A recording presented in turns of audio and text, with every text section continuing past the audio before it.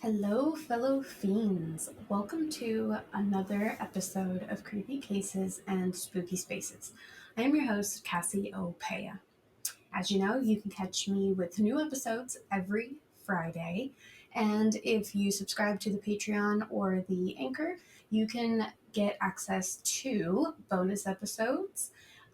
You get early access to those Friday episodes, a merchandise discount, a thank you, and so much appreciation for the support, and also a welcome box of thank you swag. Don't forget, you can also support without subscribing by following on social media, liking posts, commenting a post, sharing posts, all that fun stuff you like to do anyway. And I also have a Cash App and a Venmo set up for the podcast, which I will put on the screen for you to see as well. Um, don't forget, you can also purchase merchandise if you go to pizzaandpigtails.com and click on the Wiccan Fae store. There's a ton of merchandise from notebooks to buttons to pins to stickers to t-shirts and water bottles and all the fun stuff. And there's also the Wiccan Fae candle line that features the Creepy Cases and Spooky Spaces scent line, which, as I've mentioned in the most previous episodes, that there may be some new fragrances being added to that line.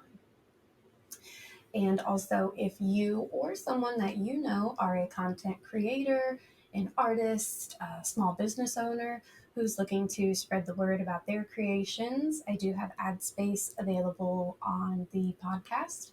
And you can email me at creepycases.spookyspaces@gmail.com, and I will send you all of the packages that I offer. So without further ado, let's get started on this week's episode.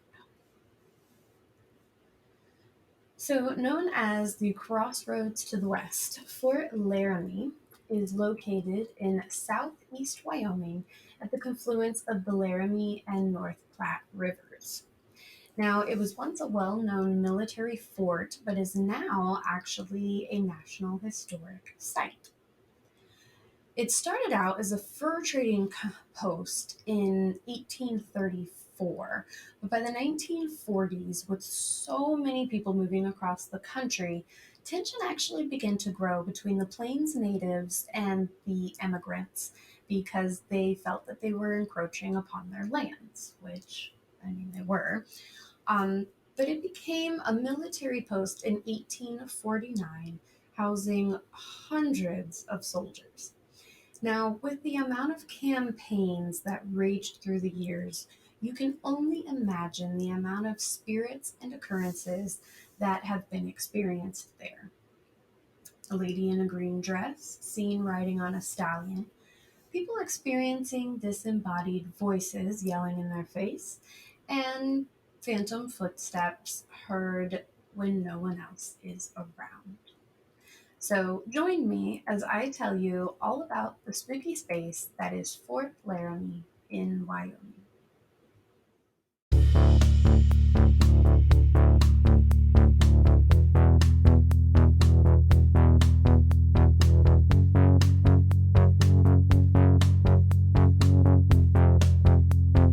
Now, starting out as a fur trading post named Fort William in 1834, it was established by Robert Campbell and William Sublette.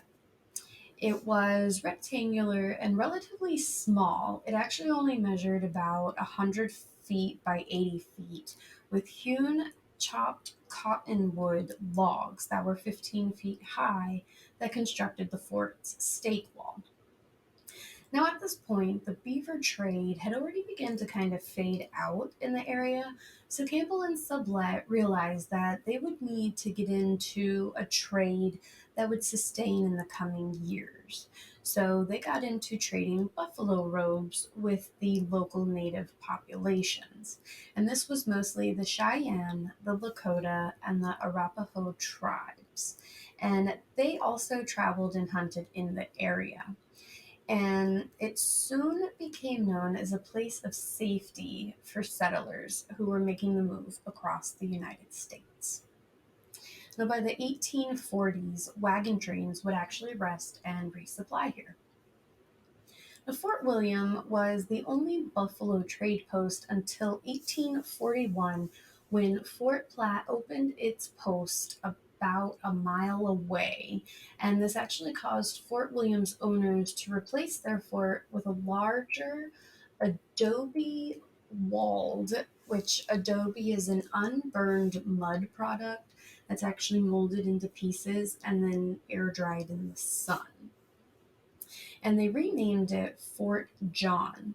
And it was actually named for John Sarpy, who was a partner in the American Fur Company. Now, it was around this time when the first of many Western bound immigrants arrived at Fort John. And Fort John, I feel like I've said that more than anything else, stood on a bluff overlooking the Laramie River, which would in turn bring in tens of thousands of people doing seasonal business. Now, it became a military post in 1849 when the Army purchased the older fort for $4,000 and began to build along the Oregon Trail. Now, on June 26th, the post was officially renamed Fort Laramie, and they added on stables, officers' quarters, a bakery, a guardhouse, and a powder magazine to house and support the fort garrison. Now, as time went on, the fort grew in size and status and became the principal military outpost on the northern plains. It also became the primary hub for transportation and communication as immigrant trails, stage lines, the Pony Express, and the Transcontinental Telegraph all passed through. Now, it also played a rather important role in hosting treaty negotiations with the Northern Plain Indian nations. Now, the most known is the Horse Creek Treaty of 1851 and the controversial and contested Treaty of 1868. Now, this treaty actually came about as more and more people began to move west. Relations between the Native Americans and the Army had started out peacefully, but they quickly became tense as the number of people began to rapidly swell, and the natives strongly defended their homes against people further pressing in on their land. Which, can you really blame them? Because I know that I can't. So tensions ran high. So, to ensure the safety of travelers, Congress actually approved the establishment of forts along the Oregon Trail and a special regiment of riflemen to man them. Now, the treaty brought about peace to the white men and the natives who agreed to settle within the Black Hills Reservation in the Dakota Territory. Now, in the 1850s, one of the main functions of the troops stationed at the fort was patrolling and maintaining the security of a lengthy part of the Oregon Trail. Now, this was rather difficult as the garrison was on the smaller size and the men traveled large distances. The peace that was agreed upon with the Horse Creek Treaty of 1851 only lasted about 3 years. In 1854, the Grattan fight, where a young, where a wagon was passing through, incited an incident, killing an officer, an interpreter, and 29 soldiers from the fort. Which that's a pretty big number. Now, this, along with many other incidents, led to a large conflict between the United States and the Plains natives that would last until the end of the 1870s. Now, during the 1860s, while the Civil War was going on, the regular army was moved to the east, and volunteer regiments, mostly the 7th Iowa and the 11th Ohio, replaced them at Fort Laramie. Now, the amount of people along the Oregon Trail started to decline, so the soldiers were tasked with completing the transcontinental telegraph line, which included inspecting, defending, and repairing the talking wire, while also reinforcing the forts along the Bozeman Trail until 1868. Now, the Treaty of 1868 didn't really bring about the results that it intended. The conflict remained and even mounted once gold was discovered in the Black Hills in 1874. And as you can imagine, people took to the hills, literally, and they were in violation of those terms of the treaty. Now, the Sioux thought of the hills as sacred ground, and the leaders, Crazy Horse and Sitting Bull, along with close allies, fought to keep their land. Now, by 1876, Fort Laramie served as a staging area for troops, a communications and logistical center, and also a command post. Now, by the 1880s, the fighting amongst the two groups had diminished, and Fort Laramie relaxed on its military duties. And there were boardwalks that were built and trees that were planted to break up the kind of flat land scenery that the fort was kind of known for. Now, by the end of the 1880s, the Army decided that Fort Laramie had served its purpose, and in March 1890, the troops left the fort and the land was abandoned and sold in auction. For the next 48 years, it went through some pretty hard times, but it was preserved and secured.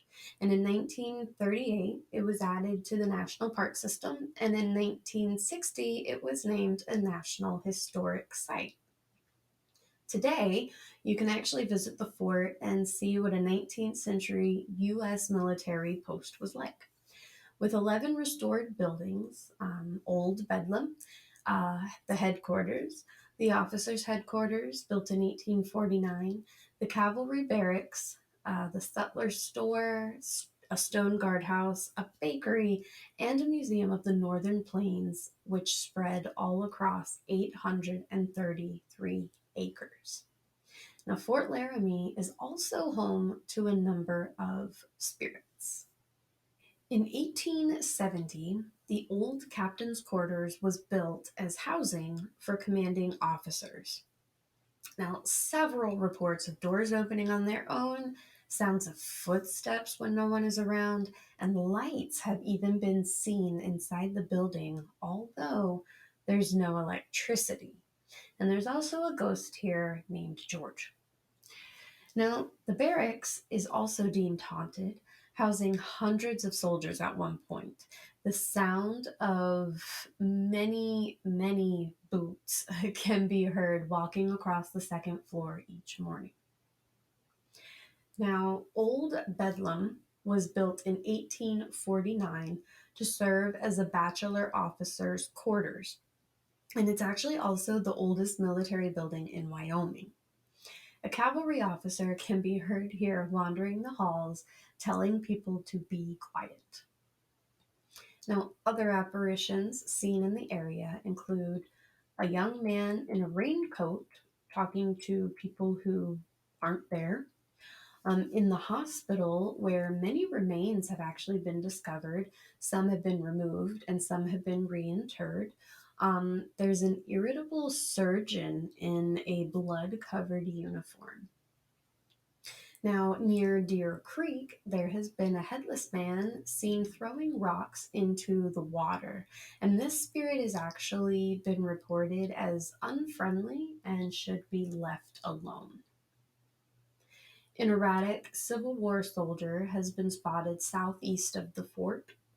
And in an area by Detention Dam, there's been a man seen holding a blood spattered sword, and he's just staring into the water at midnight.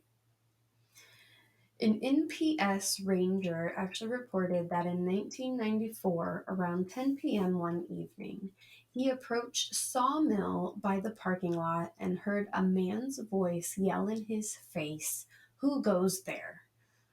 He used his flashlight to look around, but there were no footprints anywhere to be seen. In the mid 1990s, while on vacation, a family was visiting the cavalry barracks and they split up. Two members went upstairs and two members went downstairs. Now, while the two were looking at an area that was kind of blocked off, the door slammed shut behind them, and no matter how hard they tried, they just could not get it to budge, and they couldn't get out. So when they finally got the door opened, there was no one around. And they said that it seemed like somebody was actually holding the door closed from the other side. So, a group driving by the area noticed what seemed to be a large party going on in a building known to be empty.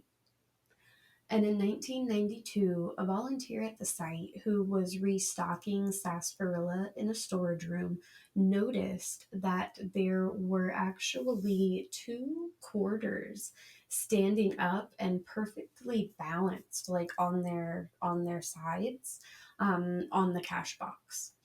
And he said that no one had come into the room. He was the only one in there, and it was odd that these two quarters. He said one the heads was facing him, and two and on the other one the tails was facing him. So that's kind of interesting. What does it mean? Now, there's also been faint music heard and reported across the parade grounds, a random fragrance of perfume when no one is around, and there's also always the feeling that you are not alone. Now, perhaps the most well known spirit is the Lady in Green. And I couldn't find her name anywhere in my research, but her story begins when it was known as Fort John. And the agent in charge actually brought his daughter to visit the land. And she was known to be an accomplished equestrian, and she fell in love with the wide open land where she could ride, basically to her heart's desire. And she actually asked her father if she could stay on at the fort. Now, at first, he wasn't too happy with the idea, and he was concerned about her well being because of the dangers on the rough frontier. But he ended up giving in and letting her stay with the condition that she wouldn't leave the compound without an escort, and he actually put several men in charge of guarding her. Now, I'm sure we all know that children don't always listen, and one day, while her father was gone, she actually snuck out and took off from the post, dressed in a green riding dress and a veiled hat on a big black stallion, while she carried a jeweled whip.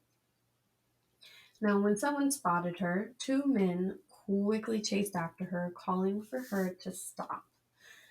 She ignored them and soon lost them while riding off onto the prairie. Unfortunately, she disappeared and was never seen again.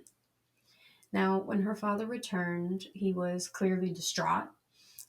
He and many others spent a significant amount of time looking for her, but no trace of her, no trace of her body, and no trace of her horse have ever been found. Now, what happened to her remains a mystery to this day.